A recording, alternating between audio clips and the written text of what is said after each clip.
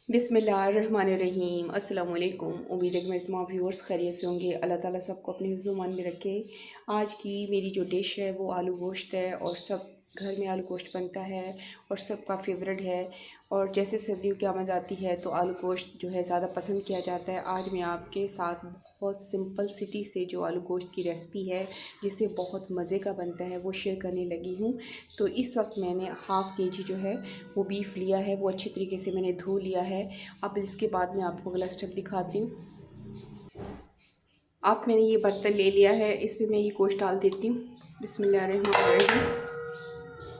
अब ये कुछ मेरे पास सब्जियां हैं। अब मैंने 3 टमाटर लिए हैं, इसके 2-2 पीसेस में मैंने इसको काट लिया ताकि मैं इसकी स्किन उतार सकूं। और ये मैंने एक दरमियानी साइज़ की प्याज ली है, इसको इस तरह मैंने काट लिया है बारीक। और ये 3 हरी मिर्चें हैं, ये भी मैंने काट ली। ये मैं इसमें डालती हूँ। बिस्मिल्लाहिर्रहमानिर्रहीम।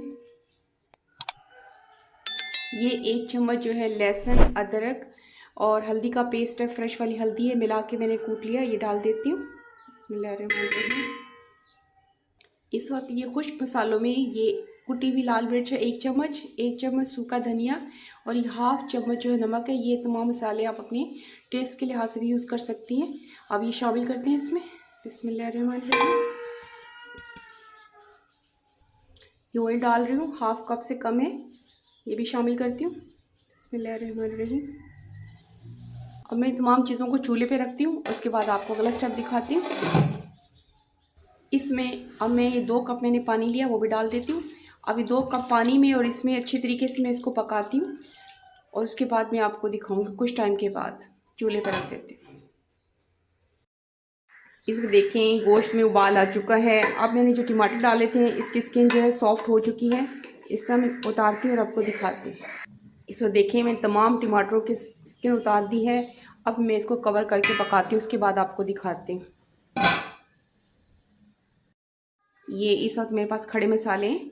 ये एक बादियान का फूल है और एक बड़ी इलायची और 2 कुछ पीस मेरे पास दालचीनी के और कुछ लौंग ली है और ये तेज़पात है, ये शामिल कर रही हूँ खुशबू और फ्लेवर के लिए। बिस्मिल्लाहिर्रहमानिर्रहीम। इसको कवर करके पकाते हैं।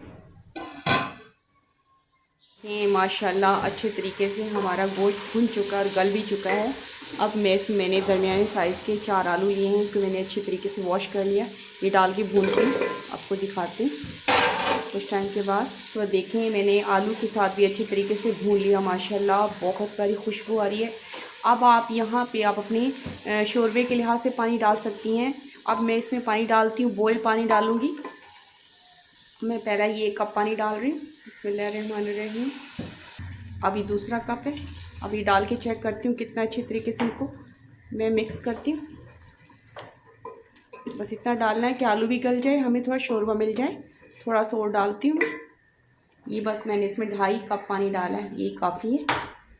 इसके बाद कवर करती हूँ।